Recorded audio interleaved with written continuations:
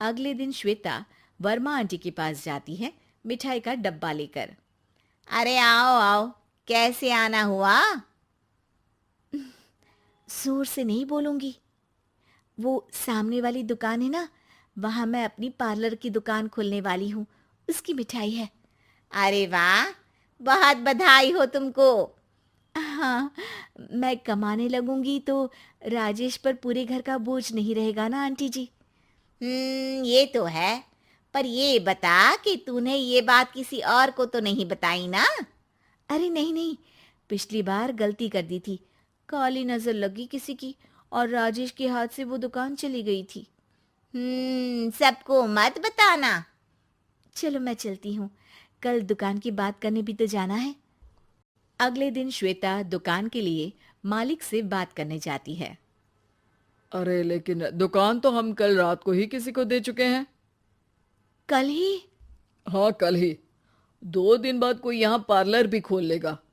अब कहीं और दुकान देख लीजिए। अरे पर हमको भी तो पार्लर ही खोलना था। हाँ भाई, एक ही दुकान है, आधी आधी तो नहीं दे सकता ना मैं। राजेश और श्वेता घर पर हताश होकर आ जाते हैं। इस बार तो किसी को बताया भी नहीं था, अब किसकी काली नजर लग सकती है। सुनो, तुमने माँ को बताया था क्या? अरे कैसी बात कर रही हो? माँ की नजर थोड़ी ना लगेगी। पक्का तुमने किसी को नहीं बताया था ना?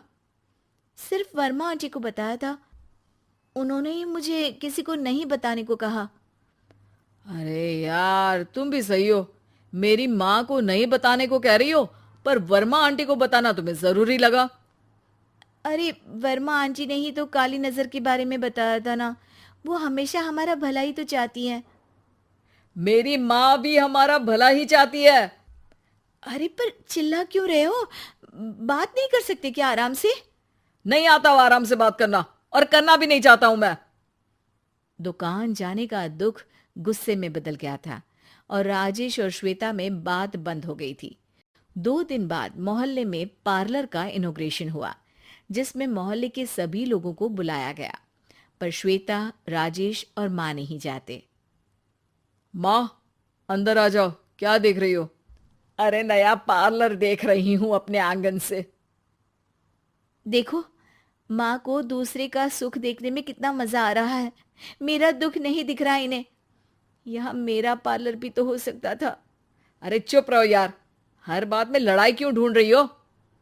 राजेश और श्वेता फिर बहस करने लगते थे। तभी माँ ने दोनों को बाहर बुलाया। अरे जरा देखो तो, दुकान चलाने वाले का बोर्ड पर नाम क्या लिखा है?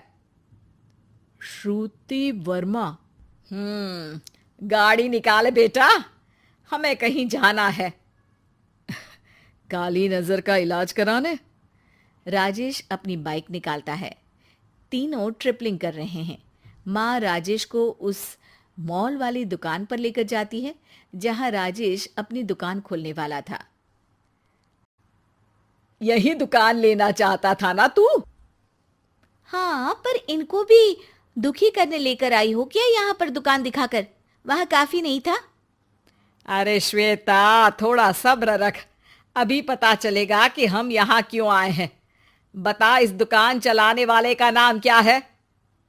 अनुपम वर्मा। कुछ समझ में आया?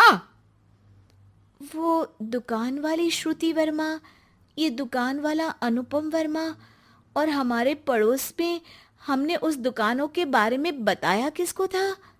अब वर्मा आंटी को। मतलब वर्मा आंटी ही हमारा काम बिगाड़ रही है? नहीं नहीं, ऐसा नहीं हो सकता, ये बस इत्तेफाक है। राजेश अपना फोन निकालता है और श्रुति वर्मा और अनुपम वर्मा के नाम फेसबुक पर सर्च करता है, जहां ये दोनों ही वर्मा आंटी के रिश्तेदार होते हैं। श्वेता को समझ में आ जाता है कि वर्मा आंटी की ही नजर खाली नजर है। अब क्या करना है? कोई भी खुशी की खबर हो तो काली नजर से बचना है, यानी वर्मा आंटी से बचना है। अरे पर मुझे ये समझ में नहीं आया कि वो हमारे साथ ऐसा क्यों करेंगी। अरे बेटा, एक सीख है, दूर के आदमी को आपकी तरक्की से कम परेशानी होगी, पड़ोसी को ज्यादा। दोनों माँ की बात में हामी भरते हैं और अगला काम चुपचाप करने की कसम खाते हैं ताकि आगे से वर्मा आंटी कोई काम ना बिगाड़ सके।